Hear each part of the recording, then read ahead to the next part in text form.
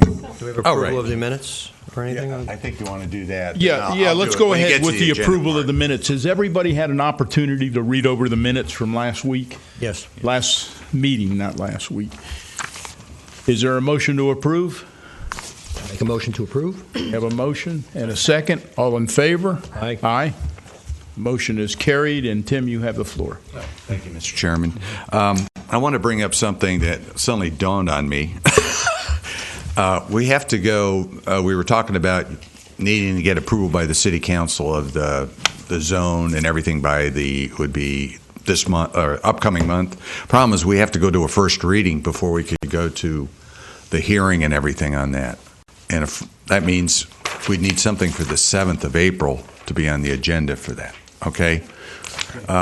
Wayne and I talked about it. I mean, we could bifurcate this and you do the tax increment district, and that definitely needs a first reading. The other one doesn't necessarily, but I would say you'd be safe to put them all together. You don't want to have questions coming up. We don't have a completed agenda package and, and backup and all that.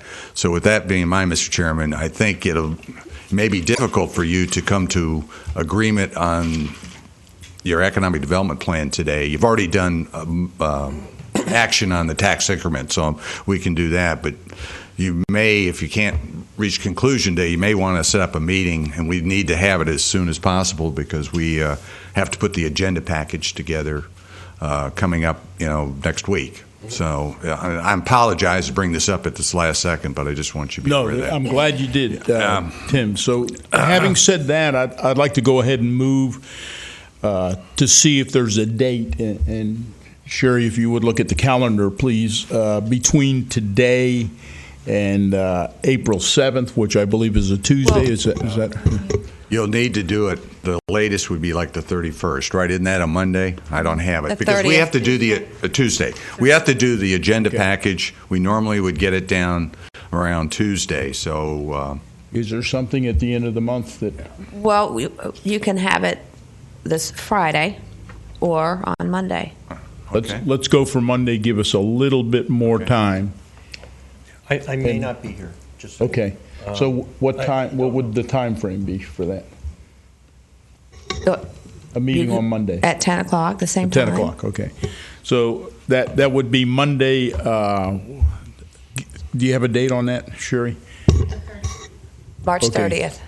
March the 30th, Monday at 10 a.m. The Economic Development Zone Committee will meet again. Okay. We'll go ahead and I'll work with Wayne Komet and put the other resolution together. We'll put it so they're in one resolution because it'll be an attachment. So Okay. so you'll get to see that for that meeting. All right. I'll do my best to be here. So having said that, so we've got our work cut out for us. So we do have a wish list of items. We do not have any costs associated with those lists. All we need is a best guesstimate on the cost or a reasonable estimate. We've got people on the committee that have some engineering and construction background that might be able to help with some of the items. The city has provided us some signage number, so we know what that's going to be, and we can discuss today some of the items. I have some ideas. I'm sure the rest of the committee has some ideas. So let's go. We have Karen here today too, and I just wanted to say that I wasn't here at the last meeting, Karen, and a lot of things were discussed about the shuttle and increasing the shuttle presence in the downtown as part of this economic development zone. And it's been very successful for the art walks or the art strolls that we have on Fridays, including this past Friday. Barry, and Barry may want to talk about that. So since you're here today, I'd like to go ahead and turn the floor over to Barry, who presided over last meeting. And they had some things and some suggestions that came up on this wish list that have to do with the GO line or the use of the services of the GO line to enhance this economic development zone. So, Barry, go ahead and. Okay. Well. Okay. Great. Good morning. Good morning. And as As Terry said, we've had the shuttle now. I think we've done 2 for the art stroll, and I don't have any ideas or numbers from the last stroll. I know that we got incredible feedback from the first one. Oh, yeah. We had great feedback from the very first one, and given the size of the crowds that we had at the last First Friday, I'm assuming that we had similar usage. Mm-hmm. And, you can confirm or deny. Honestly, I'm not going to be able to confirm that because I have not had an update on that. I am so sorry. I can't. Are your drivers tracking how many people are actually using the service? Not on this. When we do shuttle service, we are not. That is something that we can do. We can do. We'd have to do it manually, and they're very used to doing it manually. So if you'd like us to do that, it's just, little marks, pencils. Pencil I think it would paper be very on useful. That's not a problem at all. Well, we can start having that taken care of. Great. That'd be great. And it'd be useful to the art gallery owners if you could get that information to Lila Blakesley, because she's the person who spearheaded that. It would also be useful to this committee. So if you could get that to the committee via the Sherry or the City Hall offices, that would be good information to have. And how it works is that when they track it, it's one person getting on, one person getting off, and that's considered a trip or one person. So we will be marking it. And it's good to know that. So if a person uses it 2 times, one to get there and the one to go back, they're considered 2 trips, not just one person. Good. And it's good to know, and it's good to know that they're getting off. Karen, I wanted to ask a question because I'm looking at the map and I see that there's quite a few stops nearby the downtown area, and I would say if I had to point to the epicenter of the downtown area, it would probably be State Road 60 and 14th Avenue. And I see the closest stop is on Route 2, but the other routes seem to have stops that are nearby. Do you think that they're sufficiently convenient that people, say on Route 4, Route 14, would have convenient access to the downtown area, given where those stops are near the downtown area? Okay. You're looking at the downtown area being 14th Avenue, correct? What's your area? Well, I'm looking at that as the epicenter or really the point from which a lot of things originate, including the art strolls and the Downtown Friday events and maybe a lot of the restaurant activity that's generated, the art galleries. So okay. I'm looking at that as a key point on the map, the intersection of 14th and 20th, and I don't see any stops except for your Route 2 that are really right there, and I'm wondering, do you think that the stops on Route 4 and Route 14 are sufficiently convenient enough to? I guess I kind of need to know, before I answer that question, this downtown area, right now what we're doing is we're working with the shuttle system for the strolls. And, of course, none of these stops are used during that stroll time. That the shuttle service is, it's park here or we bring them in and bring them out because we use different buses for it, right? So, but are you talking about the stroll part, or are you talking about just in general? We're really not talking about the art stroll. General area. Route map that you have here that we're looking at. So, and I'm glad we're having this discussion because I'm sure you're aware that the main transit hub where it's located now at the airport is actually going to be moved. We're going to be going into design build within the next few months, and it's going to be moved over to the 17th Street in between the railroad tracks and Treasure and Space Coast Radio, piece of land that the city is leasing to us to build the hub. So with that in mind, the routes that you're seeing and as they are today are not going to be the same. Obviously, we're going to be working with keeping the same stops, as many as the same stops as we have, because but the routes themselves may change. So there may be some opportunity in the next 12 months to work on with you what you're looking for to improve the stops for that area. Well, what we're looking to do is, given that we're looking to bring more business and more foot traffic to the downtown area, as defined by this map that they're looking at right here.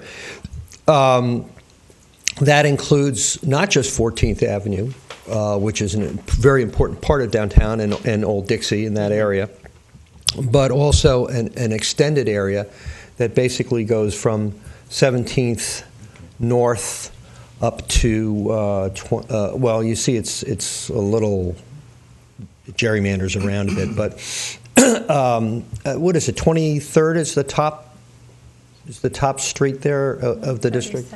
32nd. So we're looking to, and again, nothing is clearly defined because many of the neighborhoods, some are more industrial, some are more business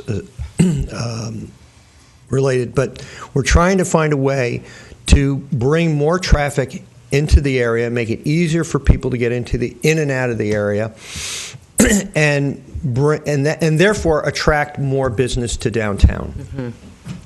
So that's our purpose.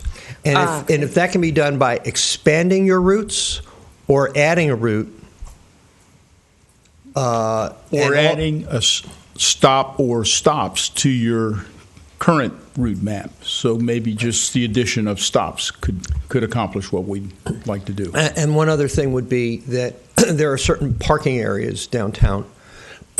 So if people could come in, park their car, and then get on one of your buses and do their business downtown and get back to the parking area with a little fuss or muss, that would be... How much frequency are you wanting? Because, of course, our system is built on an hour headway, half hour in, half hour out. So, if they're parking their vehicle, they're catching it when it's coming by, of course, but then there's that lag over time. So I'm not... and how many blocks are you thinking that they are walking from where they park their vehicle? That's a very good question. Yeah. Which we don't have the answer to right now. People are spoiled in our community, so I'm going to say no more than 2 to 3 blocks. That's right. For walking distance. So for me to put on, other stops, or that's not going to help. But they're going to walk it. They're not going to hop the bus to. So you're bringing, in this case, it's bringing people from outside of the area in via transit and promoting it, use public transportation to get downtown. Royal Palm Point, including Miracle Mile, including the beach, just to make it user-friendly. How's the parking issues in this area for events or just in general? You're doing fine with it? In general, fine. For events, very difficult. Okay.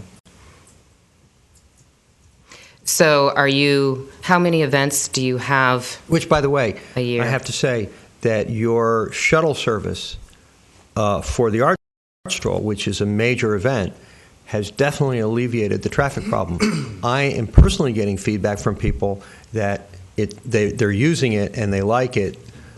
Now, that's a very small, segment of people coming into my shop, but the general reaction is very favorable. And how many? So it's just basically the strolls that's impacting your traffic, your parking you've got concerns. Downtown Friday, you've got the Art Stroll, and I don't know, are there any other? Hibiscus Festival. In a month's time, each month, 1, 2 throughout the year, 1, 2 events each month, or is it just during season? About 2 per month, because the Downtown Friday events are scheduled 1 per month, right. And that includes a Hibiscus Festival.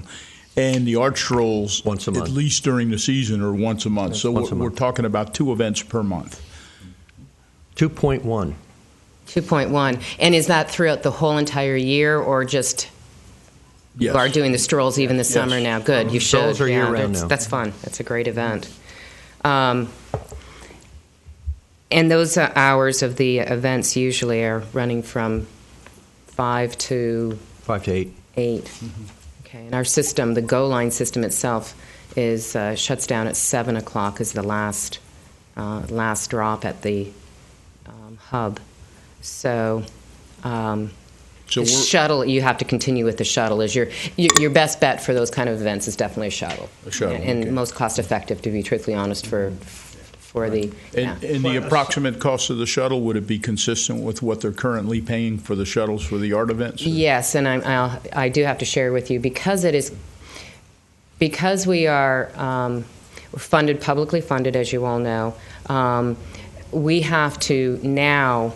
There is another charter system, Magic Carpet, that used to be that you would just contact us and we would book you and do it. Now what we have to do is send your request out to the charter systems to see if anybody wants to respond to it, to do the system. I know it's yeah, I know.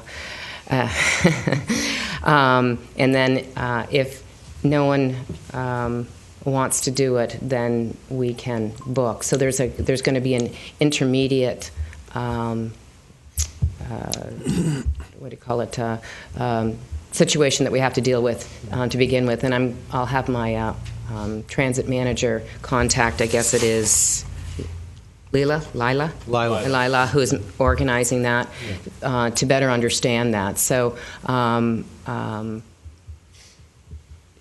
Which I don't think will be a problem because they have. I've got a question because you bring up Magic Carpet, and I am familiar with the company. Most of their units are full size. That's correct. Buses. I mean, they don't have any smaller shuttles like. I'm not aware that they have any smaller shuttles like that.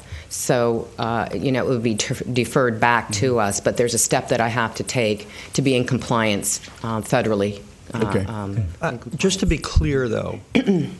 We've sort of digressed into this conversation about the shuttle for events. And really, that's not what we're here to talk about. It's just that using that as an example, and the success of that hopefully will show that extending a route or additional spots downtown or however this would work best to bring daily traffic, Monday through Friday traffic into the city. That's really what we're here to discuss. Then what we will do then, under these circumstances, because we are going into the planning mode of restructuring the routes, we'll start looking at, if you could give me where you want bus stops, where you think that you would like to have bus stops, we can then take a look when we're doing our restructuring and potentially include them in if it works within our route structure. I guess, Karen, a simple way to look at that would be, would that be a correct location for the new hub? That's the railroad tracks right there. This is 17th. That is correct. Yeah. So it'd be the corner right there by the railroad tracks. And of course, this is what we consider really the midpoint of the downtown area, or really the hot spot of the downtown area. So as close as you can get to that point, that would be the intersection of 60 and 20 in the Twin Piers. So as close as we can get those stops to that area, and I know you have a number of routes, but the closer we can get those stops to that area, the more we'll be able to funnel traffic into the downtown area. You're looking at 14th Avenue is the 14th Avenue and State Road 60. And it could be between the Twin Piers. I've drawn it up on the north end. It could be in the middle. It could be on the south end, depending on the route. But as close as we could get to that point would really generate some traffic potentially for the businesses in the economic development zone. And Karen, this is the map. This is actually the approved map for the zone. On the map that I printed out, I have marked on mine where the current stops are within our boundary. Okay. Up at the top at the Harvest Food and Outreach Center, at the Health Department, and then if you go down onto 21st Street, the two that are across from each other at 11th Ave and 9th Ave, if you go on Route 2, the only one is the one that's there right by the courthouse. And then on Route 4, just south of that, right below the box where it says 16th Ave, then follow the route all the way down the next stop, and the next stop after that, which would be at the new hub, basically, and then the one just to the east of that. Those are the only stops within our boundary. Okay. Current stops. So maybe if we could add one, like Terry was saying, maybe something, because it looks like we have a stop that's pretty close to the downtown area there at 16th and State Road 60. Mm-hmm. So maybe we can add one to say, like Heritage Center area, which would be Yeah, on we the used to north come side. down that 14th Avenue at one point when we had the hub at the county administration parking area, and then when it changed, when we had to go over to the other hub, we eliminated it because of the way that the routes are running. So I'll put that with my planning people and take a look at it. We would have to run down 14th with one of the routes. Karen, do you have a route map that you're projecting for your new routes when you move to the new hub? Do you have that, like a preliminary map? Or? We're starting to work on it. Yes, we do have some preliminary routes. When you're doing the route planning, as you know, we have a spoke and wheel system, which means the buses, they start at the main hub, and then they go out, and it takes half an hour to go to the other end, and then they leave, and they come back, and they meet that hour. And so whenever we're planning routes, that's what we want. We have to keep it within that 30-minute time. Usually it's about a 22 to 25-minute run, knowing that we're going to have some time lap so they're not late. This keeps the system running consistently, and people can transfer and get to places on a timely manner. So when we're developing these routes, and that's why I say it is, we have to look at it and plan it very carefully, I have to stay within that 30-minute margin. Is so that a map you could share with the committee?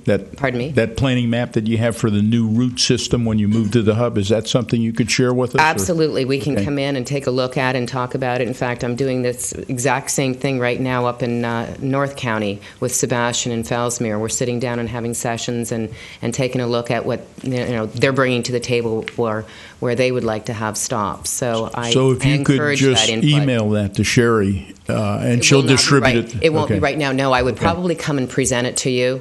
I don't think that Okay. I think it needs to be a conversation that we have. Can we do that in our next meeting? Then I hate to Absolutely. put the pressure on you, No, but the no. pressure's on the committee. Will you be? Yeah. And again, I'm not even though it's not going to be a done deal at the next meeting. No, I we know. can just I say know. this is Just kind of for preliminary what planning we're doing. purposes. You tell me what your stops are, and then we can work it.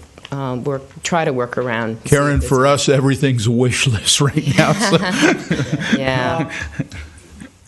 And I realize that you can't say officially one way or the other right now, but if we are to look at that map and say, okay, we want to add a stop here, 2 stops downtown, is that going to be at an additional cost, or would that be incorporated in? That's just incorporated. It It's just is, okay. restructuring. That's all So we don't incorporated in really- the cost. You're not, yeah. That's Where your cost comes in is that shuttle situation, or if you wanted to have a specific shuttle for that downtown area that runs on a nightly basis, or a few days want a to week, extend the or route, the hours. say you wanted to have it on the weekends or something like that. Then I would be looking at a service development grant, and I would need to have local match dollars. And this is when I'd come to you and say, okay, you're asking me to put a special route out this amount of time. This is how much it's costing. I need match dollars of 25 or 50%, and I can do it that way. Gotcha. And one other question, please. I'm not. Are you running full routes on the weekends? We run on Saturday only 9 until 3. Gotcha. Sunday, no service on. No Sunday. service on Sunday, which is where I'm bringing it to you, is that if you're interested in something other than what is here on what we do on a regular basis, if you're wanting a separate shuttle trolley, shuttle, whatever you want, but a certain route that ran at different times other than this. Then it's something that we could, and communities do look at that and do that. We could be running separate hours in a certain area. It would just be another route added onto the system, but it'd have its separate hours accordingly. And but again, that's something whereas I need to have that local match dollar from the. It's like a public-private partnership is what it is, whereas we would be. What are your Monday through Friday hours? We run from 6 a.m. to 7 p.m. And we have 15 routes currently. And we run all holidays except for Christmas, Thanksgiving, and New Year's Day. Karen, so they have a perspective. How long before the restructuring won't happen till after you move to your new? That's correct. Now, how long will that be? So they have an idea of the time frame here. I guess I'm a little concerned. A year and a half. Yeah, a year and a half. So my suggestion, just to you all, is I would put it in your economic development plan to work with. Okay. With Go Line Right. to do that, but you're not going to have any answers No. or money Thank you, until Tim. you, Yeah. and they're not, you know. We're talking about a 2-year off projection. Yeah, and I would just put that in your economic development plan. I mean, that's the whole idea. You don't have to have numbers for everything. And, Okay. Okay? Is that good? I'm sorry to butt in. No, Tim, that's very, very helpful. Point. Yeah. And, Okay. Then I guess, Karen, one final question I have is, and I still like the idea of the shuttle service, especially during the events. So in addition to maybe some enhanced stops in the downtown area, and we have a pretty good time frame, as Tim has explained to us, about a year and a half, 2 years off, maybe to enhance a shuttle service, because we don't have a shuttle service currently operating for downtown Friday events, which run from 5:30 to 8:30. And they're year-round, so we schedule one per month year-round. Is that something that could be accommodated? And again, I understand you'd have to present it to the competing organization. If we were to do it as an actual route, if I was to acquire funding through the Florida Department of Transportation, and they have grants, they do have some grants available, and there was local match, I could actually have that specifically as a route that's consistent on the hours that is needed. Or wanted. So it would just become part of our system. It wouldn't be, right now what you're doing is what we'll call a charter system, pretty much. You're booking us to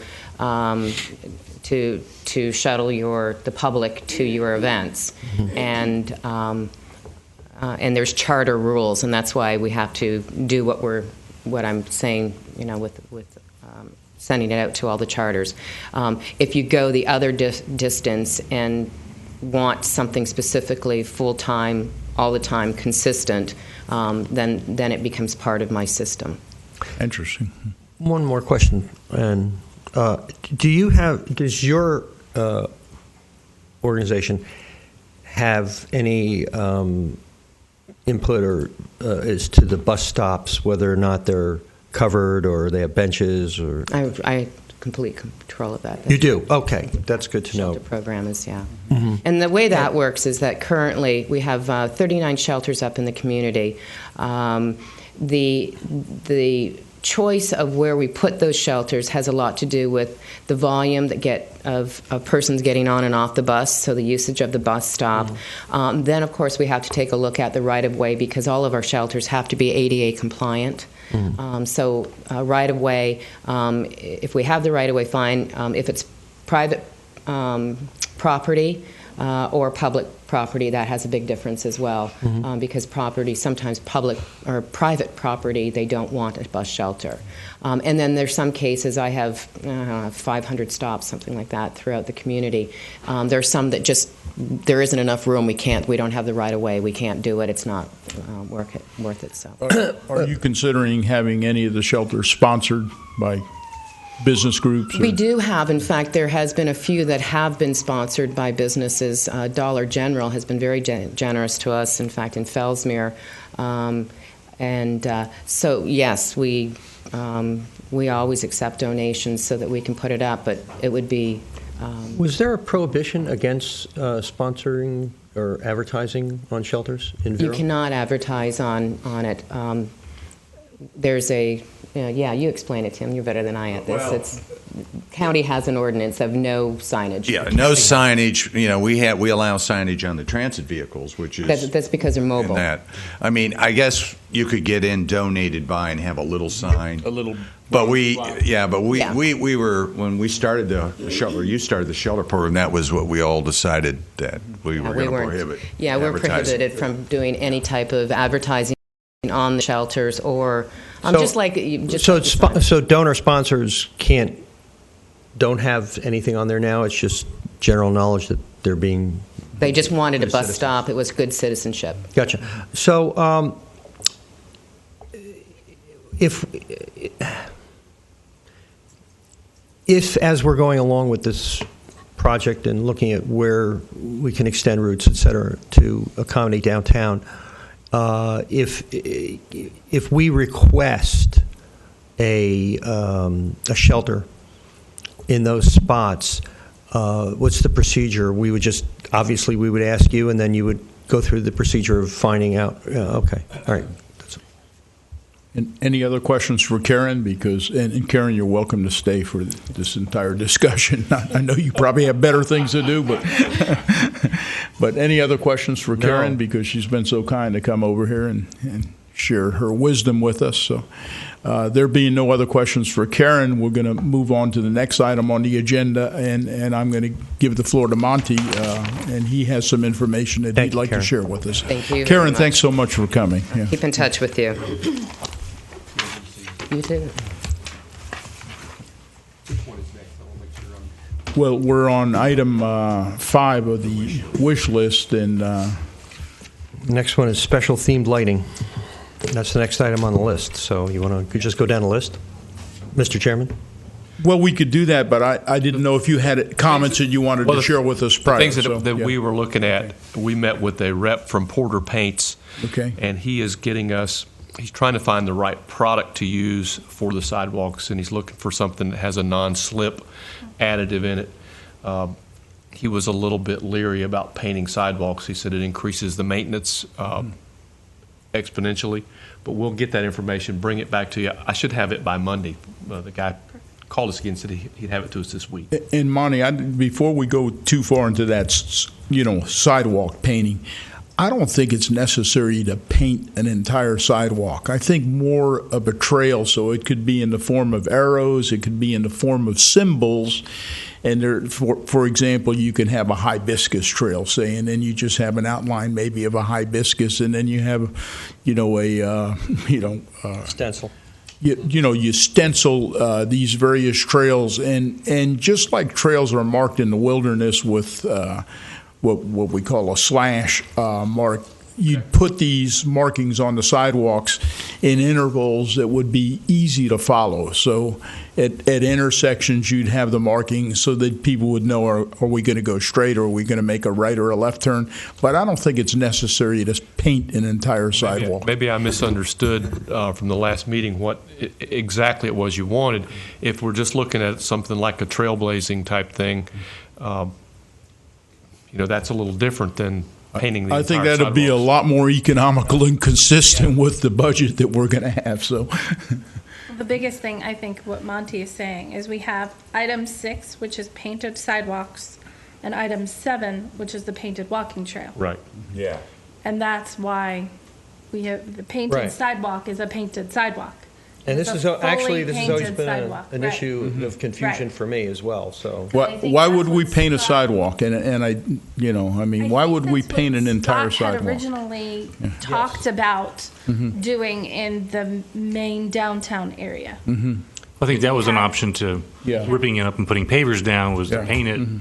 So, I mean, it's Right. sort of And he had a map that showed stain it. 3 or 4 different areas. I apologize, it's laying on my desk. Quite all right. But it was, it was the core first, then move out, then move out, do Right. it that way. And then again, I guess the painted trail would be different than that, would be the symbols. It would be, right.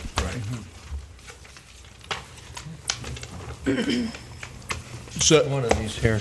so the suggestion for the painted sidewalks is to make it more attractive to enhance the area and maybe just paint it a beige or a neutral color or something like that, like somebody might do their driveway or That like or with a to make concrete it stain? a paver type thing. I know that there are certain Okay. crosswalks within downtown that have the painted pavers instead of the actual pavers. I know that the pavers are at State Road 60, and I think down on 21st, aren't they paved or painted?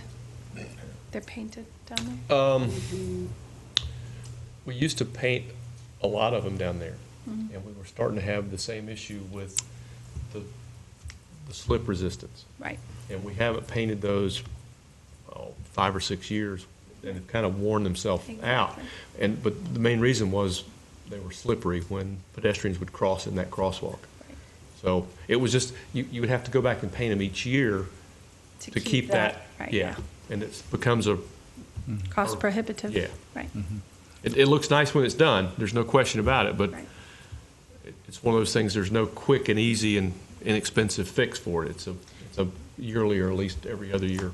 Now, I know up north, and this is going back to when I was a kid, they used to paint the curb a certain color in certain downtowns and stuff like that.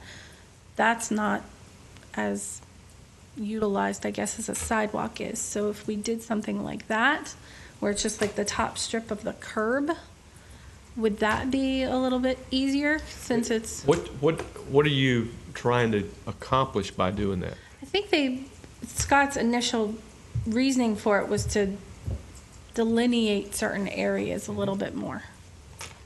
If we're just trying to do that, the trail type thing, I think that's a totally different animal. Right. And, we could do that with some painting and tied in with that signing that you're talking about doing that has the, things of interest on that block.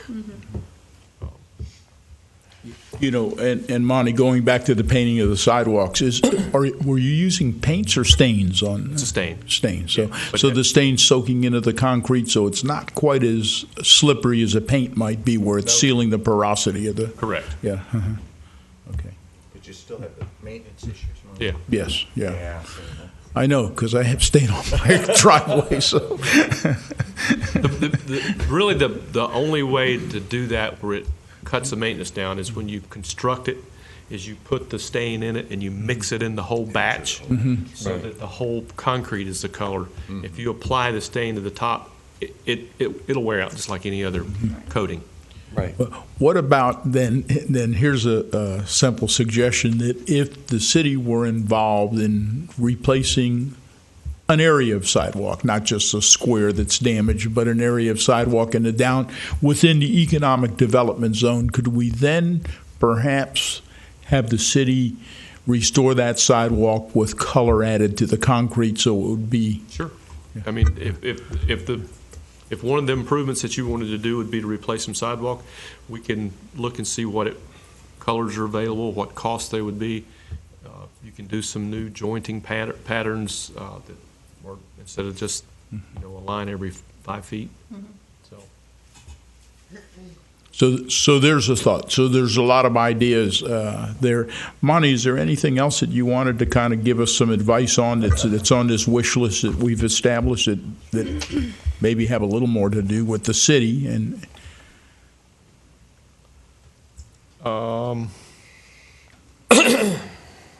that's the only thing I could do for you right now. I was asked to bring a copy of Kimley Horn's report on the twin pairs, what it would look like. I've got that I can leave for you. I can email one to each of you if you'd like to look at it. But it does show some existing and what's proposed. And this is one of the things that the council has expressed an interest in the staff moving ahead with the lane reduction permit from DOT so that would be in our hands the next time the state came through to resurface the roadway. do we have a timetable for that? They haven't pulled the trigger and said go yet, but it'll be something I ask them about during budget session. The road's 5 to 8 years out from resurfacing at a minimum, so as long as we have that in our hand before that happens. But as I recall, the least expensive option we had was the restriping option, and it was in the $100,000 range, more or less. $600,000. $600,000. $600,000.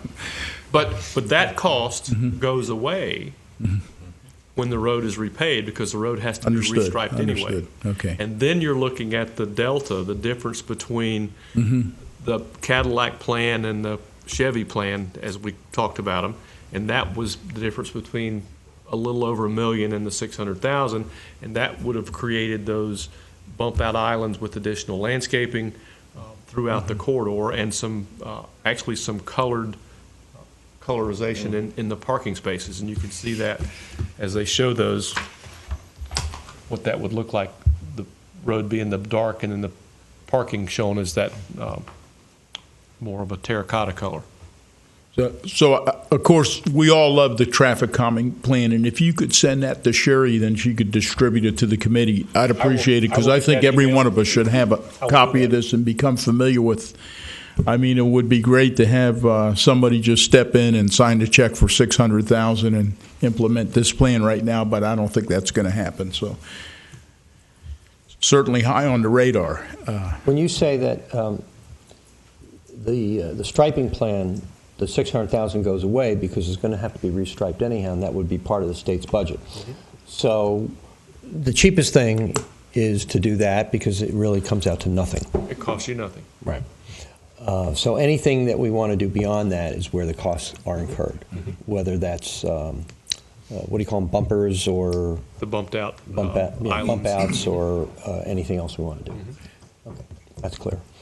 And then, Monty, is there anything in the budget looking out 6 or 7 years to maybe provide some money from the city's public works budget to maybe do some of those bump outs in conjunction with this traffic calming plan? Or We haven't Yeah. considered any of these things in any maintenance budgets that we've got right now. Yeah, routinely, we do a 5-year capital budget, and as you said, that is outside that. Okay. I'm sorry, were you finished? I was all done. Oh, okay. I was just looking over this list here, and there, we sort of briefly talked about the sidewalks. That still seems to be kind of sketchy to me.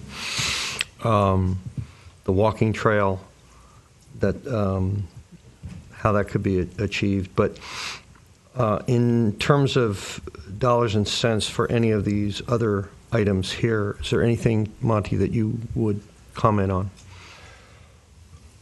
Because we really got to start getting some numbers going. And Let's put it a little bit differently. Monty, there's some things that we have to do here in partnership with the city. And so if I had to point them out item by item, certainly item 3 would be something, item 6, item 7, item 8, item 9, item 10, we're not going to get into that with you. item 12. Item 12, the landscaping. Item 13, sidewalk widening. These are things that we'd have to do in cooperation with the city. These are more like public works type projects on public land. And so we'd have to do it in cooperation with the city. Would you be able to help us put a dollar sign on some of these projects and maybe get to an estimate or a guesstimate of what it might cost to do some of these things? Without knowing the quantity of what you want to do. If we provide the quantity based on maps that we already have, so we have a unit list of. Yeah, if you tell me you need X number of square feet of sidewalk, I can get a price for that. If you say you want X number of street lights, we could get a rough price for that. But first you need to develop. Okay, so let's take streetlights, for example. If we say we would like to have an antique or whatever they call them, type of different streetlight on 14th Avenue between 17th and 32nd Street, without actually giving you a number, is that good enough? And give you a per light price. Yeah. In other words, do we have to say we need 16 streetlights for this area, or 23 or 50 Barry, I streetlights? like what's being said here by Monty, because to me, a per light price would be sufficient. Then we can establish our priorities for which area is going to get the lighting What I'm first. saying is, do we need to go out and figure out how many lights in a quarter-mile area? I'm not a lighting expert, but if your goal is to put a certain amount of lighting out there, you need a certain amount of lights. Right. If your goal is to get some supplementary lights that will be in addition to what's there, there's two different things. No, we're talking about replacing the lights that are there with new lights. Yeah, well, a lot has to do with the height of the lights and what you're replacing and all that. If you're trying to Yeah. provide a certain amount of Yeah. illumination Yeah. on the I think, Barry, we're trying to get too specific about it, and what we need is kind of an estimate, a best guesstimate on a per unit price, and then we could determine how many units we're going to be able to fund through the program. Well, I think at this point, Monty's brought out the good thing. The real nut of this, you'd need to have some scope of these projects before you can, you can do a per light price and all that. But I think for getting this to the council, you guys will never get all this done in this period of time. So I think what you need to do is, I don't think there's going to be any real money here. I think you need to do is in your economic development plan, set out what you want to do, the information you're going to need, and put that in your plan, and you come back in the following year with a more detailed, or over during the year. I mean, I don't think you can answer all these. Monty there's no doesn't have way. the time, Yeah. much less Yeah. to Okay. be able to get all that for you. That's what I'm saying. But I thought if you could just give us a few unit prices, like a lighting unit prices, a sidewalk unit price, some of these just basic type of things that we could.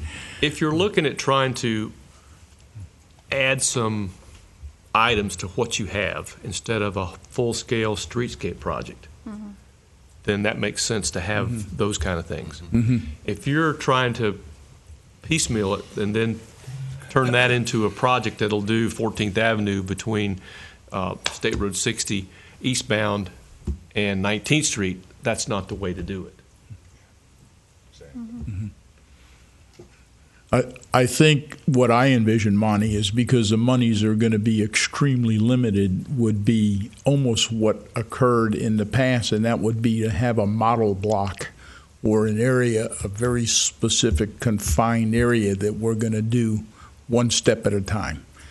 So we're going to do the lighting, for example, south of State Road 60 on 14th Avenue, a frequent request from the art people there, then maybe we would just focus on that segment, because there's only so much that our funding will allow us to do. Right. And so And if you we have to be realistic about it. And if you get to the point where your project is so big, we say we'll never get there, then you'll never get there. Mm-hmm. Right. So if you want me to focus on an area, I can get with the guys out at T&D. They've got those lights that they can support, that are some of the decorative ones, and they can get us a per light price. They could even tell us how many we would need if you wanted to look at from 60 to heading south on 14th. 19th Street. The 19th or I'm going to go a little further down. or to 18th. I'm thinking 18th. I would go to 18th That gets the too. new building where Yeah, the right. Right. Yeah. So 14th eastbound, 60 to 18th. We also talked about the kiosks and an estimated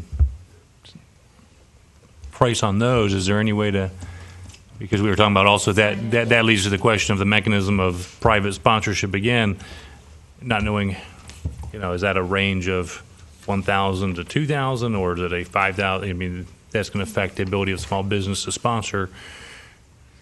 If we can look to other places that have them and say, this is what they.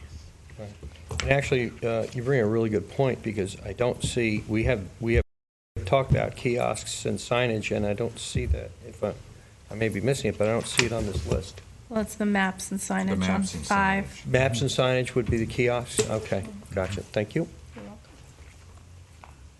You know, Monty, I do have a question because alley improvements, and I'm thinking specifically of a single alley, and that's the alley that's between the twin piers.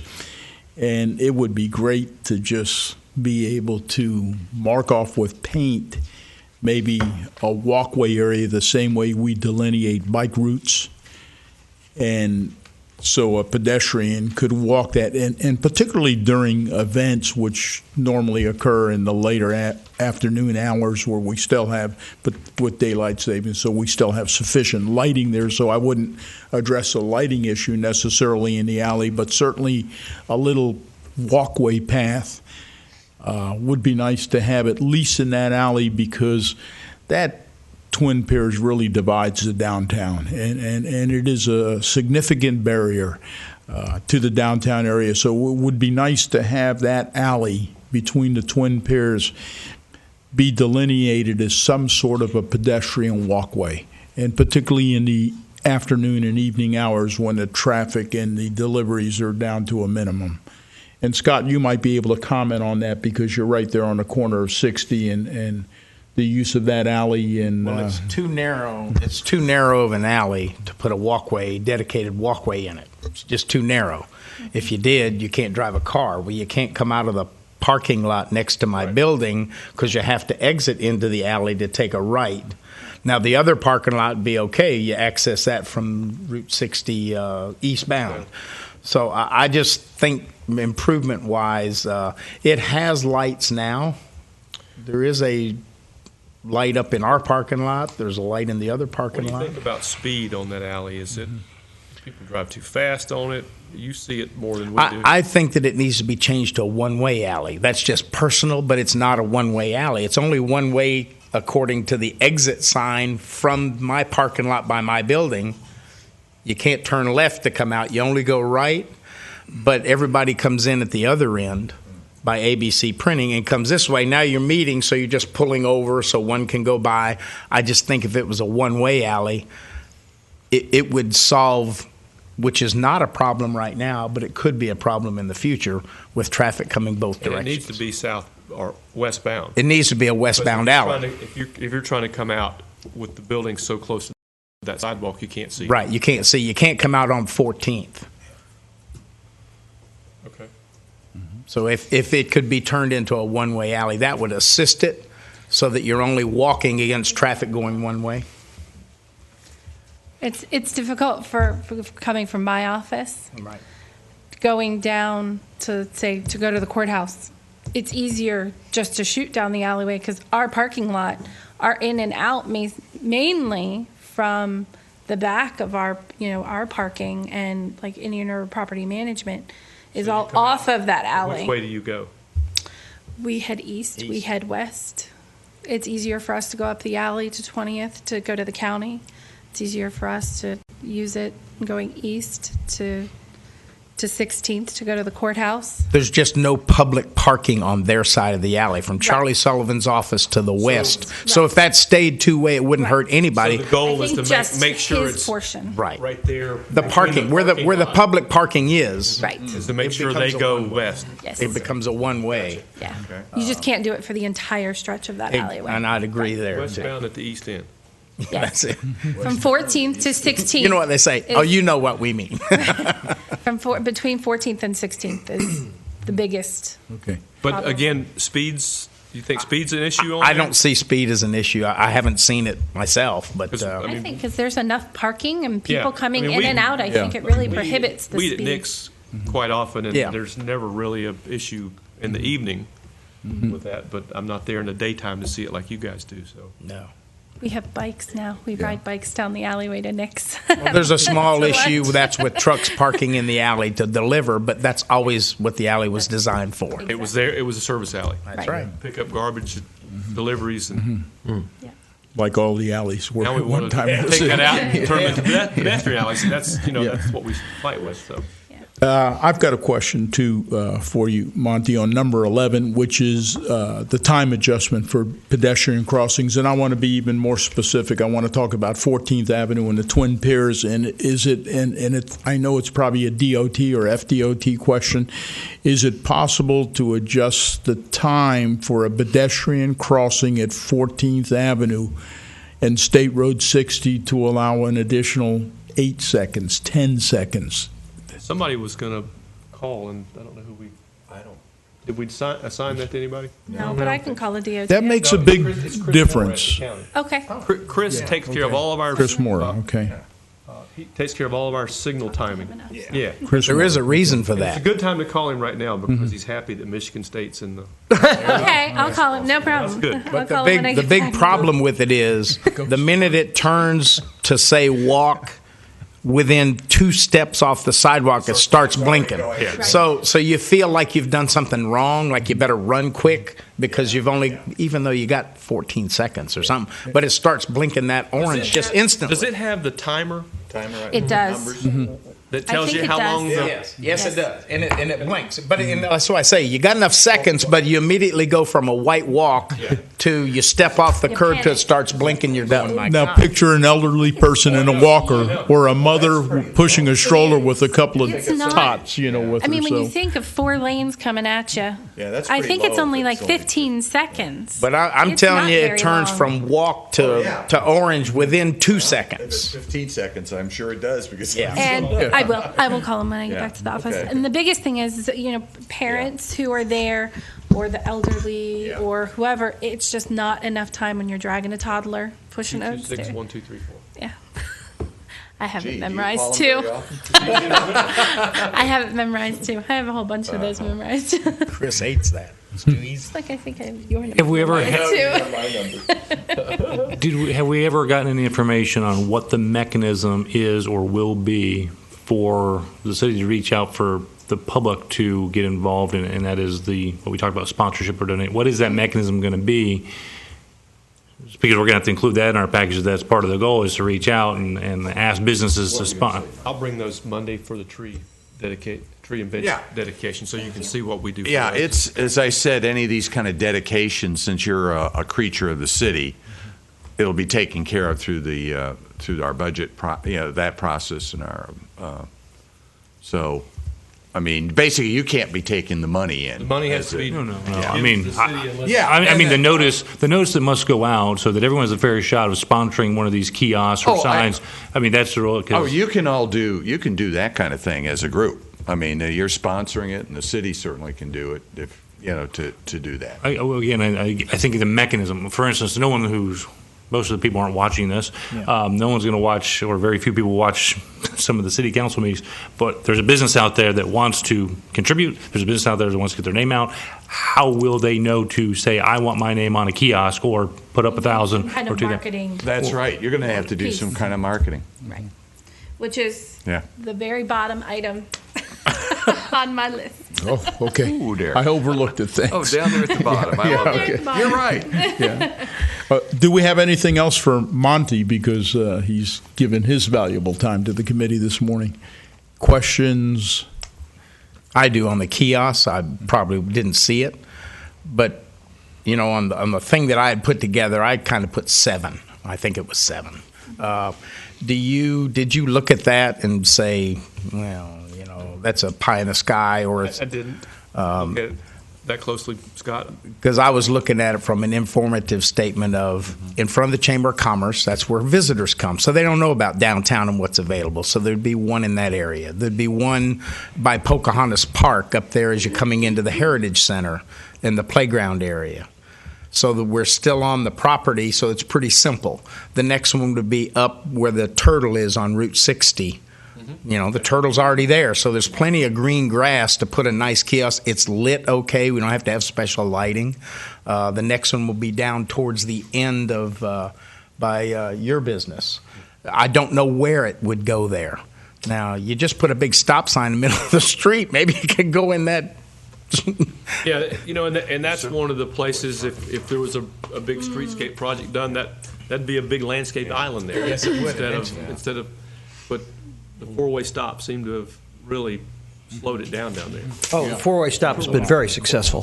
For a lot of people go. Yeah, and we also had one up by the courthouse. Monty, we put one up by the courthouse because of the parking lot, and we put one by the parking lot where Jetsons is. Yeah. Kind of in that greenery. I think you've got it covered with that. Yeah. The question And one is, here, do by you the know way. exactly what you want? Think of a mall sign that says "You are here," and Map. and number You know 27. what you want in it, but do you know what you want it to look like? What you want it to be constructed from? So we can get a rough idea of cost. No, 'Cause that's, because I didn't know if there was a format that cities already have. You may or not if know that. there's It's- hurricane-related Well, aspects that need to go I think into. Monty pointed out is that you want to tie this all together. Yes. So with the hibiscus thing, and that's like the OBA in their area. If you notice, all that signage has been tied in together, and you want to do That's the something seashell similar like All that. right, well, we determined that whatever Yeah. we did, we would do with the hibiscus Yeah. Right. logo. I think what we said was that the on Route 60, as you're heading east and you hit downtown, we have that big sign that says Downtown Vero Beach with the hibiscus logo, and that logo would be perfect to carry through to all of the things that we were doing. And using that and maybe even the color scheme that you have there to carry through with the kiosks, with any painted trails, any additional signage. That was what we would do. In terms of materials, I don't think we have any clue as to what would be usable or not. In terms of design, I think Scott said, just keeping in mind what a mall "You are here" sign looks like, that would be the way to go. So we can use that as a basic model. Well, he used the term streetscape several times this morning, and I don't think that's ever been our concept. I mean, that to me is measured in tens of thousands of dollars, where we're talking in thousands of dollars of what we need to get for year 1 through 3. And yeah, if it takes off, great, we can come back and reassess and increase the dreams. So streetscape is not something that I think that this committee is really trying to put a pen to paper on. So I don't think that's the concept. I think it is little things, and whether the tax base increases, but it's really private funding, and what are the things in the $1,000 ranges that we can start to chip away at through. Right. So Good. while I know it's not the most efficient way of doing it, because if you do a street But if you scape, guys, for your planning purposes, put down $2,500 for a kiosk, you can surely probably get one for that. You can get one for less or one for more, but that gives you a number. but see, we don't know that. I mean, is that a ridiculous number? I mean, for the, trying to figure it out. I don't know where we go for that information. Do we look to other cities? Maybe that's, not reinvent the wheel, obviously, but take a simple thing and say we need 5 of them, and it's. What would you require as the Public Works Director to have in case of, because I know that, certain things within certain right-of-ways have to have breakability and things like that, so I don't know what you would require as far as design. As long as You we're not want talking something- about something that's going to be up in the air 10 or 12 feet, if it's going to be a low-profile monument-type sign, we're not going to be looking at those kind of things. Okay. So So you're not looking for something that's made out of concrete or anything? no, if you go Granite. over, if you go over A monument. to Beachside, Because if I'm sponsoring it, I'm engraving it right into the marble granite. It's going to be his headstone that if you go over to the beachside, there was just a sign put up in the median at Beachland Boulevard, just west of Ocean Drive, and it says J.C. Park, Humiston Park, public restrooms, playgrounds, and I think that was about $1,600. Yeah. That sign. So I'm kind of, and I know there's something in here about signs and costs of signs, but I'm thinking that type of a thing rather than a physical kiosk, where you might see, like they have in Key West, where they're actually selling rides on glass bottom boats or something like that, because that's a considerably more expensive project, physical. When you say kiosk, you mean something that like someone is inside of? That's what I envision when I hear kiosk. Because that's not what I envision. I envision something that has some dimension to it, 3 or 4 sides, or something like that. Okay. That has a map on at least one side, and some other information on the other sides. But it stands by itself. But not necessarily something big enough for a person to be in. That'd be beyond anything that we would need. I'm just talking about something that has some dimension, so that it stands out, and like you said, something that you see in a store. Sometimes they're just flat, and it's a map with a B12 is it? yeah, right. A listing of stores, et cetera. But I was thinking of a kiosk, something that was Three-dimensional. three-dimensional, and that would have a map on one side and a potential listing of sponsored stores on another side, or businesses, something along those lines. When we were talking about kiosks, that's always what I was referring to. You can have a side that has the advertising for the upcoming events in Yeah. the downtown area. So maybe 3-sided or Yeah, something looking like that. a triangle where you can have some text on, there, Some of the artwork. Yeah, like this, Okay, good. something like that. So that's I like the little top. yeah. It needs a It's a top. cute, It needs a top. It needs a top. I do represent the art district. I can tell that. Well, I know Okay, at Vero good. Beach Country Club, they just put in new signage there. The stop signs are encased with a black, Yeah. just classy looking. And that's all I could picture was to make ourselves different and unique. All the signposts were the same black. They all had the You same should have a decoration. And that's uniform. kind of the, Yes. Yeah. the old downtown, which we remember had the street lights with the globe on the top, and they were all the exact same. And then when they got rid of those, everybody wanted to buy one, put in their yard. Now it's kind of reverting back to that same concept, but with the newer looks. And if we can carry that theme, whatever the lighting ends up being decorated like, to carry it through, it just ties that whole area together. Yes. And that's really what you all are saying, is that we don't want just a pasteboard sign sitting there that's got a map on it. It needs to be a decorative attraction, just like the sea turtle. It's three-dimensional, it's decorative, and it's pretty. Maintenance is something to always keep in mind, because you can't keep dumping this to somebody else to wipe the glass if you have a glass front, and you just have to keep those in mind. So that's something we'll think of in the design. And you're thinking of these would be something that a pedestrian would look at, not a motorist. Exactly. Exactly. Totally pedestrian, not motorist at all. Right. Again, to encourage street traffic, pedestrian traffic. To bring Sorry. people to the restaurants, the local downtown shops. And we may have too many of them, but trying to tie it in with parking to make people use the parking to find where they're going from that point. Which is a great Which idea. I think is a great idea. And also easier to put it on the public land than, Right. outside the And right-of-way. City Hall was a stretch, but I thought City Hall, because this is all the downtown area, was a place to put it because of what's happening along this corridor with revitalization, with the patio. And hopefully people don't think it's too far to walk from here to get to downtown. It's a block and a half, and they think it's a mile and a half. I know. Well, if you've got a map and pointing out these things, then people will actually understand that the relative distances between businesses and, Yep. and city and county facilities. Make it easier for It's people. all walkable.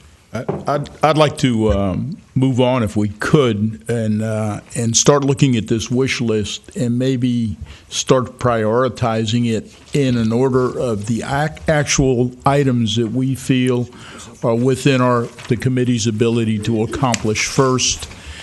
Reasonable goal for maybe cost-wise and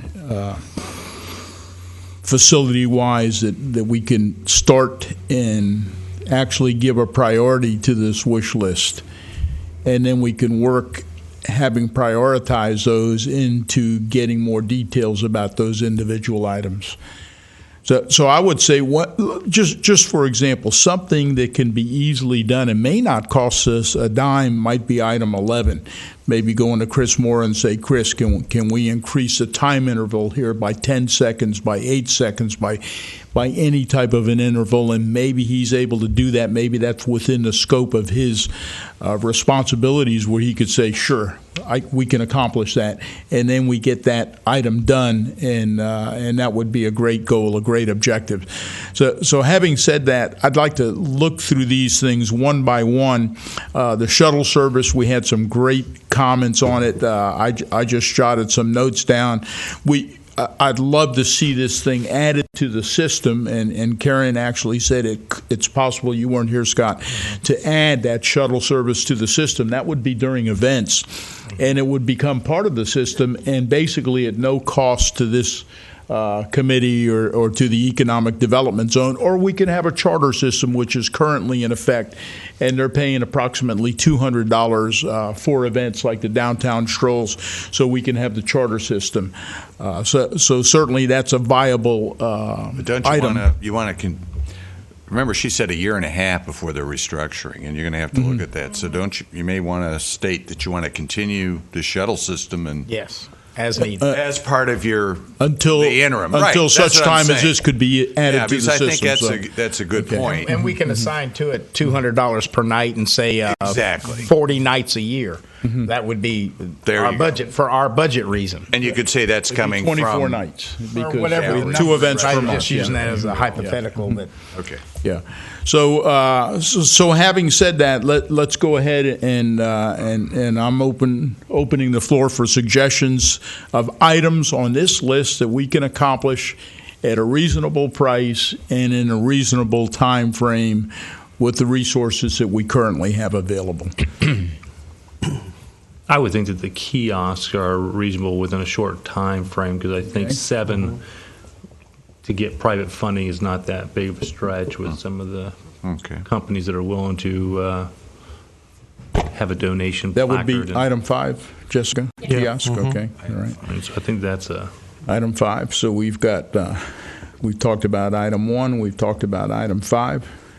Item 7 is a very simple, inexpensive project, so I would say that we could, definitely prioritize that in our first year.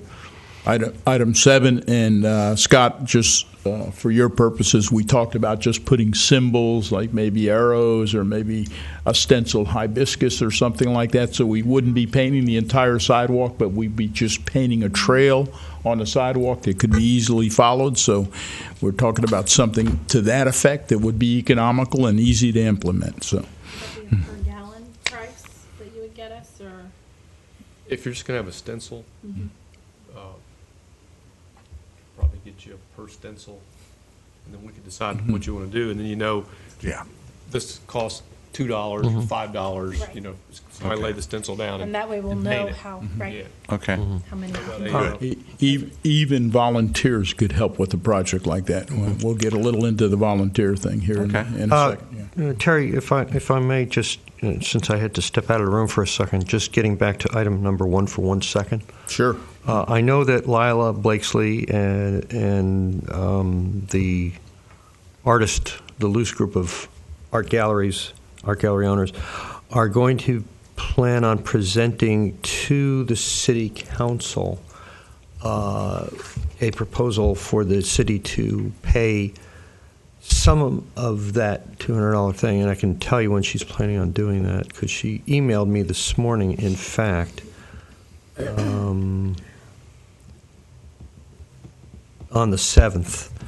Might be a good idea if we coordinated with Lila as the representative of the art galleries. I am an art gallery owner, but she's the key person in putting this together, so it might be a good idea if we Absolutely. contacted her, and maybe she could even come and talk with us one morning. And please keep that in mind. Great suggestion, Barry. Coordination with other downtown groups. I'm going to talk about it when we get to landscaping. As a matter of fact, we could skip to landscaping right now and many of you may be aware of the planters and the hanging pots, if you will, that are in the downtown area, primarily along 14th Avenue, but also along State Road 60.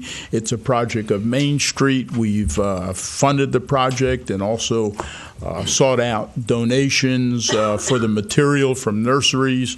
We purchased the pots, and they're the same pots that are in use in downtown Washington. So that project is really, really going well. One of the reasons that I think it's been so successful is that, again, we've had the cooperation of the city, and the city has been able to provide irrigation for these plants, which we didn't have in the past. And so it's so much easier to have these plantings in the downtown area and have a source of water where somebody doesn't have to carry water out there or extend a hose out there. So these plantings have been a very, very successful project.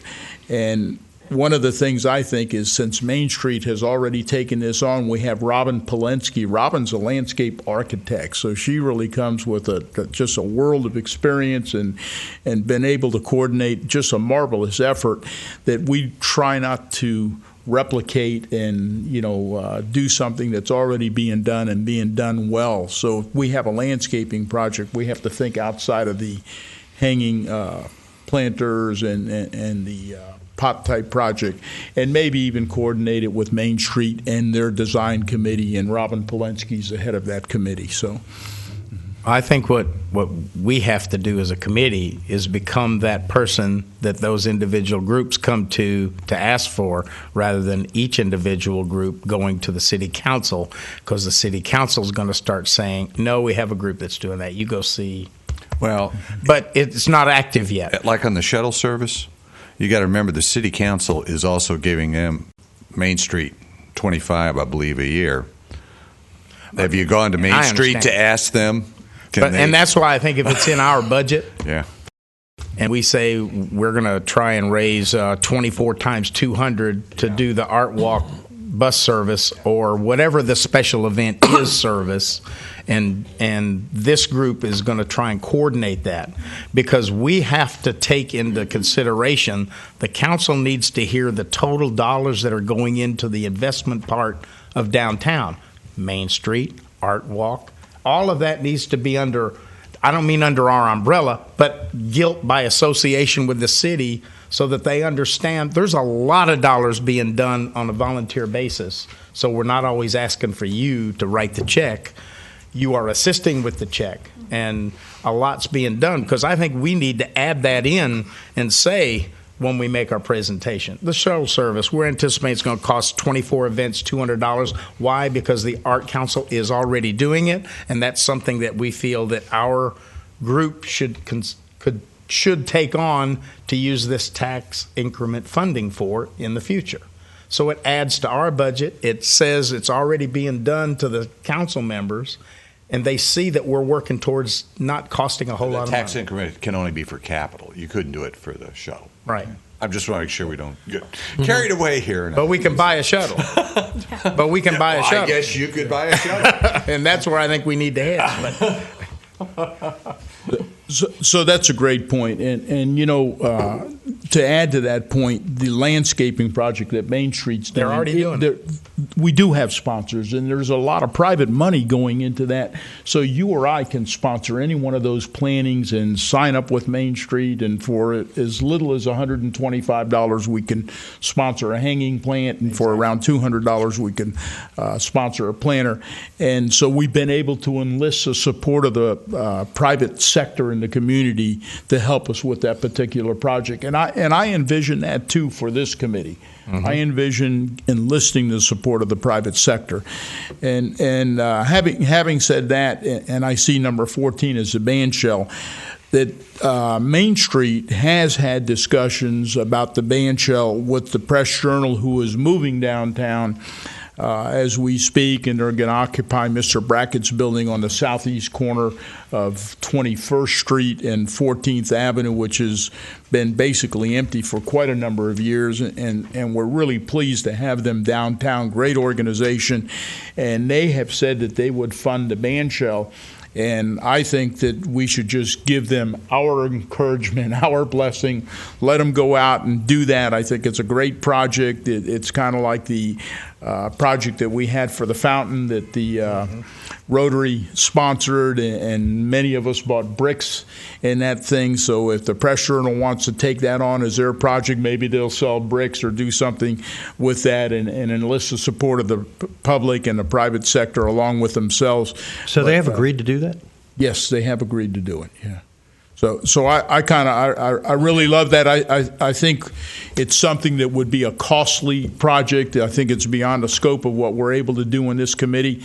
But I certainly believe that we can support it, that we can support an individual, that we can give our blessing as a committee to that project and let them go ahead and run with it and work with Main Street or this organization to coordinate that effort. I don't see any point of us being involved. If they're going to fund it and they're going to do it and the city's approved it, it's out of our hands. We don't have to deal with it, really. It's conceptual at the time, Barry, so nothing's been approved, but this has actually been a discussion. But you said they've agreed. They've agreed verbally, but until it's in writing, until it's a done deal, it's by no means a done deal. And have you heard of anything or seen? Well, it's going to have to, if they're putting it on the park over there, it's going to have to go through the HPC, Historic But it would have to go through any. Yeah. Well, that's a little more than just going through. I'm just saying it's a long way off, Barry, and I still think we could throw our support that way and not consider it a done deal. When you say throw our support, what specifically do you mean by that? Well, just exactly what I said, to support the project and support the funding of that project. Just say, do we? I mean, our Almost job, like a proclamation, Barry, if you will. but that's not what we do. Yeah. Is it? Am I misunderstanding something? Yeah. Because we don't send out proclamations. We're a committee to advise how to spend a certain small percentage of money from taxes. Good No, point. I think, I mean, we got back, this is going back 4 meetings ago, when we identified how to attract and how to avoid detraction. So one of the issues, not that we have any say-so, we brought the chief of police in here. We don't have any control over it. We were expressing what we needed downtown. So I think expressing that a band shell is a positive is something the committee can do and say we support it. We back the idea. We think it's going to bring business downtown, bring more people. So I think that's the purpose of this. I mean, if we thought conversely it was a detraction, like let's say you wanted to open a homeless center downtown, that's not really what this group's about. That would be a detraction. I think we would say stand opposed to such an idea. So I think we have the ability to say economically how it impacts the downtown zone, and that's what we're part of our mission statement. So I don't think it's something that's outside our That's the way I look at it, Barry, and and it could appear on signage. Your kiosk signs, for example, could say, band shell and have an arrow pointing in that direction. I guess I'm not getting something here. It's a capital improvement. Sorry? It's a capital improvement. Yeah. That's what that is. That's what It is a capital And it improvement. could be something that But- this committee funded $5,000 worth if we saw some money that we could throw towards that. Or 1,000 In the worth. future. Well, that's a We don't different. support See, it that's a from the different beginning. thing, and that's something that I can understand. So if we're And that's saying really what we're that saying. we want to give a percentage of money to support that, yeah, that's Or a something- landscape right. path, or but if lighting toward a it. separate organization, a private company is coming in saying, hey, listen, we're going to work with the city, we're going to make this happen. And we can sit there and go, okay, yeah, we think that's a great idea, but it's sort of almost meaningless. But if we're saying we support this and we'll commit, we would like to see the city commit funds to it, then that's what we're here for. Well, I mean, I go back to, my understanding from the mission statement was the goal is get money downtown. Yeah. Get creative, get money downtown. Yeah. So I don't know why we would sit with our mouth shut to see a group come in with money downtown instead of saying, all in favor, yay. There's going to be people that oppose it simply because they got nothing better to do in life. We need to be the voice that says, hey, we support it. We're in favor. So why would we not say we're in favor? If it doesn't cost us anything, I'm sort of confused why we're even. I think, and this is just me kind of understanding both sides. I completely agree with you. But I'm seeing Barry's point where as far as dollars are concerned, unless we are proposing to set aside funds in the coming year to 3 years that says we're going to work with the Press Journal to push to get this done. And we're going to be willing to put money toward it. It needs to just come off our list. Well, I don't agree with that. I kind of think like Barry. I think it's a capital improvement. I think it's in the downtown area, and I think there's something that we can do as a committee to enhance that improvement. And whether it's just a pathway to the band shell, whether it's maybe some landscaping, whether it's some other type of enhancement that we can do, whether it's just maybe engaging and selling to the public bricks or pavers or some type of thing, that I think that we should step forward and we should. I agree with Gary. I just think that it's an enhancement and a capital improvement to the downtown area that will draw people into the downtown to the benefit of all the businesses. And no one's arguing that. No, I completely agree. I think we we all agree. No one here, and no one here at the table is saying, well, band shell's a bad idea. We all think it's a great idea. Well, what I think that Jessica said better than I said is that if we as a committee, what our scope is, the things that we can funnel money to, yes, it's about getting downtown improvement and more traffic downtown and more business downtown, but it's within a scope of this is where the money's coming from, and this is what we can allot. For example, with good point. Can we hear from Scott then, Barry? Because he's the only one that hasn't voted, and let's just have a majority rules and get through this item. Band shell should go on the 5+ year plan because we're a fledgling group. We have no idea how much money we could contribute, but we're supporting the concept of the band shell for the future. Right. Whether the private group does it or we assist with pushing it at the 5+ year plan. It's not something that needs to be discussed. But it goes on the for 5+ year for the, segment. the current 1 year. Can I ask just a quick band shell question? Is it, because I don't know, to be sited on the Heritage Center site? Yes. And would it replace the venue for the bands like at Downtown Friday? Would they use that instead of the thing in the street, or is apparently? I think so. You know, it's come up at Main Street, and I sit on the board of Main Street, and we have discussed actually that being the venue for the band, and of course that would be very, very exciting because then you'd have a built-in venue. Sometimes we have to borrow the city's bandstand, and sometimes we put it on the back of a truck and that type of thing. It'd be just a really great thing for our events to have a permanent venue like that for the band. So yeah, it's something that Main I just Street didn't know. is talking about using, and it may be years off, like Barry says. It could be 3-5 years. It could be more.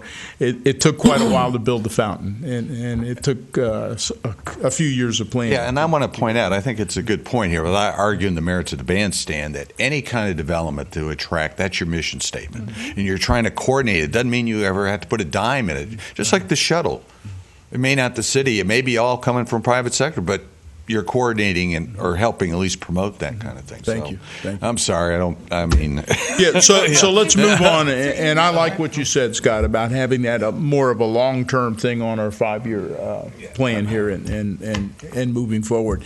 How about some of the other items here? Any suggestions?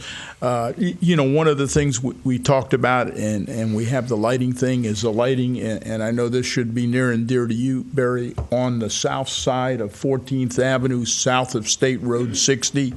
And we had a discussion earlier today between maybe the enhancements between 18th and 20th. We had that with regard to, but maybe that's something that we can work on. So pedestrian scale lighting within that area. What item would that be, Jessica? Do you know? Would that be? That would be 2 special theme lighting or pedestrian scale lighting? Yeah, that would be 2, I think. Okay.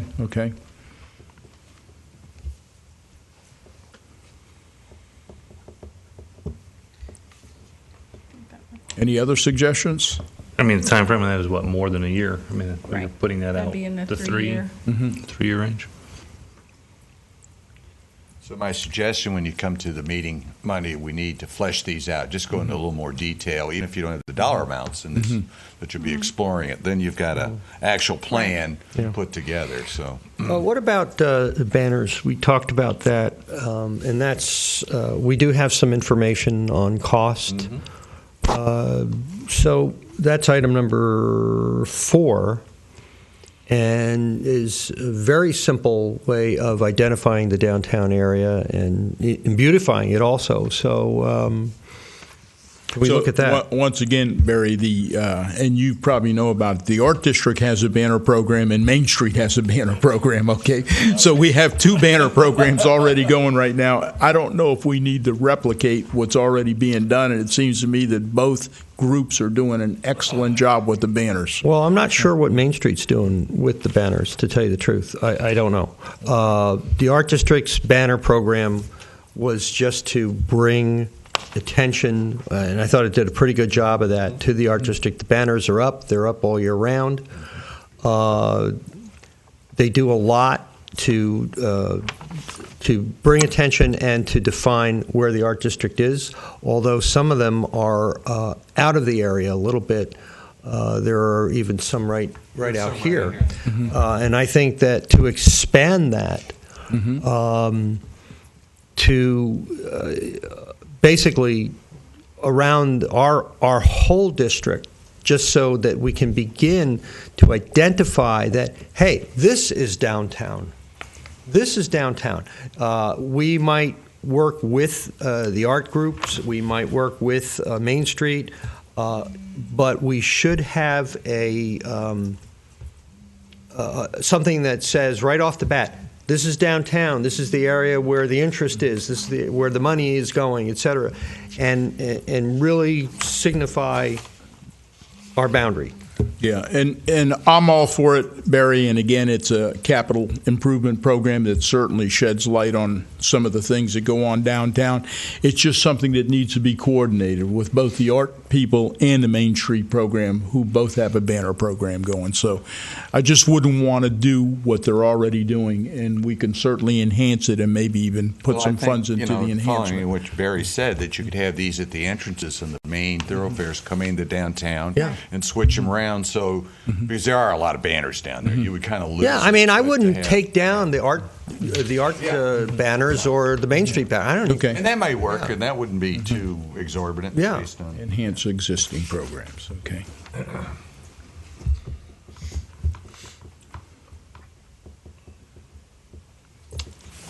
Monty, what about paver crosswalks? We do have the painted crosswalks in many areas, and I know Scott had actually drawn up a map that he provided the committee. Is that something? Can we do some more of that, perhaps, and maybe do some more of that painted type crosswalk? Actually, not painted. That's that. Yeah. The stuff in 60 is a stamped asphalt. Okay. We had some painted crosswalks on some of the side streets. You'd have to look at doing those imprinted asphalt to make it cost effective when you did the road job. What is imprinted asphalt, may I ask? They have a template, so when the asphalt is still hot, they actually press it into the hot asphalt, and then there's some material that they put on it. You can feel it's really coarse. It's got a lot of friction. So and they did that when they repaved the road. And they have not They've held up really, really well. Very well. Unbelievable. Too well. They're expensive. Can it only be done when you're repaving a road, or can I you don't know. actually? I'll find out. Okay, yeah. And if it can be done to an existing road, what would the unit cost be of that per linear foot? Cost per linear foot. So, Where's one of those now? One of these? Yeah. In the main intersection at 60 and 14th Avenue. That's what that is. Those I aren't got you. real pavers. It just feels like pavers when you go over them. Okay, I got you. Now, they were going to put real pavers in, and they did put real pavers in. We did at one time. And they took them out because they became a bump. Yeah. We used to do those. So this is I got you. Big So settlements. That's right. That's right. I remember right in front of On ours. A1A, Yeah. we took the ones up down here. are they less expensive than pavers? Yeah. significant. Because that seems like a really good solution to me. I had no idea. I thought they were And the pavers. maintenance has been virtually nothing. Nothing at all. That's cool. Pavers, there is a maintenance problem. Monty, I wanted to ask you another question. Okay. Item 13. sidewalk widening, and there are some areas of the downtown that have a little strip of grass that I would estimate is approximately 2 feet wide between the curb and the sidewalk. Would it be possible to go into those areas and fill in that grass strip so you no longer have to maintain this little strip of greenery and extend the sidewalk to the curb? We've actually had the state do that on State Road 60 from 20th Avenue out to 43rd, so it can be done. If that's something you would like us to look at, we can take a look at it.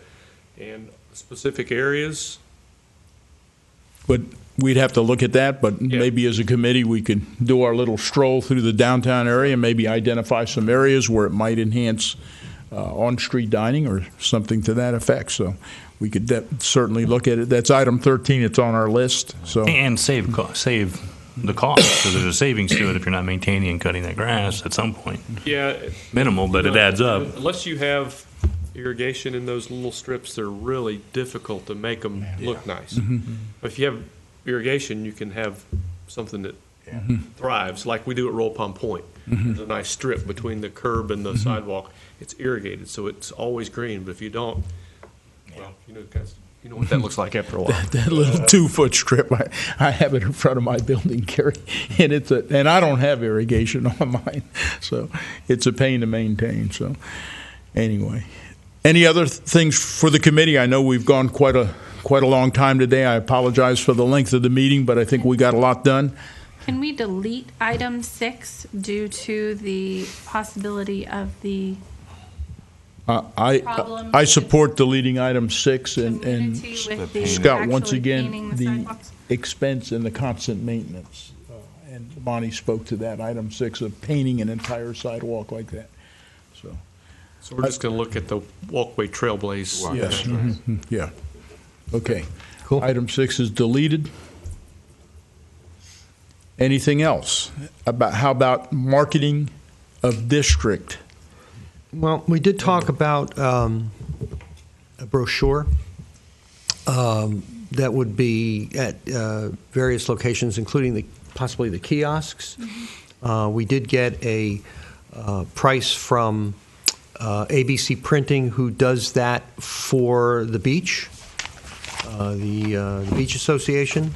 That was passed along, so we have those numbers. I think they gave us to them in increments of 30 or 40,000 or something like that. 20,000 is 36.89 and 88 cents. 30,000 was 48.84.50.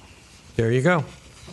So, and again, it's not a capital improvement, so it'd be beyond what we'd be able to do with funds here. We certainly could It would be a support capital it. improvement if it were part of the kiosk program.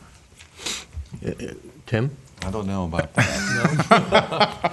Doesn't Main Street have one? We do. We do I have hate to a keep walking map duplicating. program, and again, I think that's something that we could coordinate.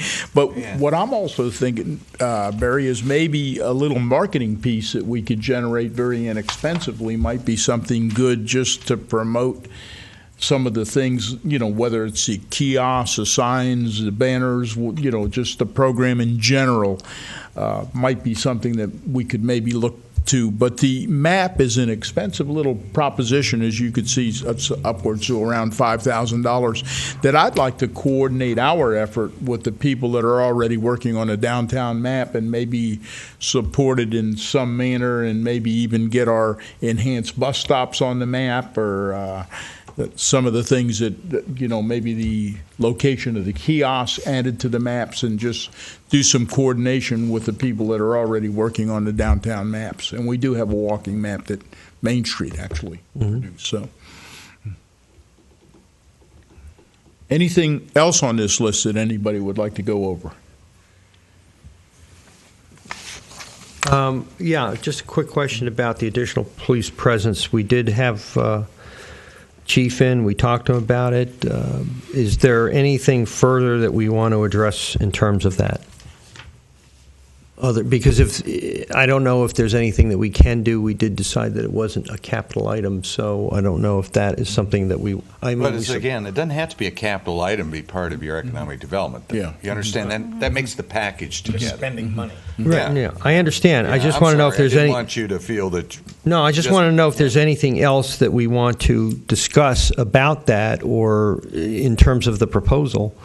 Well, I still love the idea, and of course, the chief was here, and he supported the idea of bicycle police or Right. police of More like actually police. walking Community community policing, right. police, and what a great thing that would be, where you actually get to know the guy, and he comes by your business, and you see him, you say hello. So I really I look forward to that when that occurs. I stay in my office pretty late evenings, 7:30. Now we have light at that hour. Before it was dark. It's in one of those areas that has a little bit of blight toward the south of my office, and so some people tend to lock their doors. I haven't resorted to that yet. I have noticed more police presence. Gary, have you around? We mentioned at the last meeting they had done the seatbelt checks Yep. on 14th, and Yep. people slowed down a lot better. People drove a little nicer. I'd like to see it more because when you see the car, see the guy. Actually, walk around. as Jim O'Connor mentioned, it was part of a statewide initiative, but I've noticed they've been doing it quite often. Every month or so, they're out there doing it, and it is effective. I don't think in our presentation there should be anything we should just cross off the list and not mention. It may be something that we don't hand to him as an action item, but I think it's very important that we say we've already met with the chief of police and expressed our desire of what, and he has been so open and receptive that what we need to be is a liaison that says you people up here have a lot of people that work for you that are working for everybody. And in the presentation, I think that's perfect, Barry, is to bring it up and say, we've already met with him, and he sees what our demand was. He understands the concept, and it's already happening. And we look to improve on it in the future. And no expense to anybody. It wasn't but it was just something that became an improvement. He mentioned that he was speaking to current officers about perhaps doing this. Mm-hmm. Is there any way that maybe we can find out whether or not there is any Follow up. follow through as to when it might be, a walking beat or Bicycle. a bicycle beat, so to say, that will be started again? I know he mentioned that he was talking to officers about getting back on bikes. So just, That's interesting. It would be Tim, nice would you to know, know. is Yeah, that I'll something talk to- that the road patrol would be I'll talk added to their list of duties? It sounded or- like he can incorporate that in without any change in Yeah. his. Right. They with their shifts and all that. It's a little more complicated than some. And I'll talk to Yeah. the chief about that. Okay. He But I said do. that they were very But I think it'd be enthusiastic about good it. to have it in your talk about that in Yeah, yours as absolutely. part of the whole Absolutely, thing. yeah. And I think the public would like that. yes, So, it's a good idea. so. I'll talk to the chief. Any new business? When are we meeting again to wrap this up? We're meeting on actually, I wrote it down here, April. No, Monday, Okay. March 30th at March 10 30th. I o'clock. can't read my own. 10 a.m. March 30th. Thank you. And that's going to wrap up and kind Yeah, of go March through a 30th. mock presentation of what we're going to do at the city council meeting? Well, we're going to need something written too. you Yeah, we got- understand? yeah, something has to be written up. And yeah, It's- you'll need So- the chairman or somebody from your group really should make the presentation. Okay. Well, he's not going to be here, and they already assigned I'll me. be here and I for the said, April I 7th. do say things that aren't on lists sometimes, so I don't want anybody to be mad. But Scott, why don't we divide the duty? I'll do the April 7th presentation. I'll be here for April 7th. good. And you do the second presentation. I'll not be here. And that way we won't put everything on just one person's shoulders and everything like that. And Jessica, if you could organize these ideas, get them to Sherry, have Sherry distribute them back to the committee. I'm going to give you my list. Tonight. I'm going to give it to you right now. I don't know if you could read my writing, but And then if you could write that up and get it And I'm going to distributed- need a copy of that too before Okay. you take it home. I made a bunch of notes. I could just, You want me to look at it really quick and see if there's anything I need to add to mine? And Well, I can just- give this to you? She could just distribute it to 2 channels. And I'm wondering if once the list is put together, if once it's distributed to us, we could put it together in sort of a presentation format. I can help with that. Is that putting too much on your shoulders, Jessica, to try and put that thing together in a little more of a presentation format so that we can have a little more organization to that list and the priority thing to the best of your ability, because we'll not meet again until March the 30th, and maybe we can coordinate on some of those unit. I'm hoping to have you some of these back Okay. at that meeting. I'll make some phone calls today and tomorrow. What are we going to accomplish in the next meeting on the 30th? Exactly, because as Scott mentioned, are Well, we going to do some kind of a mock I presentation? think what we want to do on the 30th is really have a pretty good final outline of what we're going to present to the city on the 7th, because that's going to be the final meeting of this committee before the presentation. And since we now know that we have 2 presentations, we're going to have our ducks in a row. Yeah, exactly. In that meeting. So that's why I want someone. So to- we need our, if not a final draft, a first draft written proposal before the next meeting, correct? Right. Yeah, it's going to be your economic development plan. Yeah. And I Okay. need to put that in the agenda package, and we're under the deadline to get that, so Okey-dokey. got work to do. I will type something up tonight. Okay, groovy. Hopefully get it to everybody. Don't forget your mission statement. That looked good. Mission statement was very impressive. Oh, yeah. Groovy. Okay. Is it bad to say to the city council that we're trying to get this done so we can start this project for this tax? No, they know. They know. They're. Well, I know well they aware know, of it, but the yeah. public doesn't know. No, the public doesn't know, and I think a lot of it, I don't believe, I'd be surprised if there's any money coming out of this Oh, I year. would too. Yeah, But we got to start with but our you got base. it somewhere, and that's why. Then we're going to you can do it. surprise you. No, I'm not worried about you guys to do it all the time. I'm just saying, I don't know. Terry has decided to voluntarily fork over about $10,000 of his own personal funds to get things rolling here, just because If he's we so have the Quail enthusiastic. Valley's buying up Tax base. Yeah. property, 400% putting $1 million in the next projects 5 on it, years. we're going to increase that tax base in the city. Well, we'll go ahead and work on the resolution that has to go for this, all right? And have that for you on Monday. Thank you very much. Thank you. The meeting is adjourned. Thanks. Okay.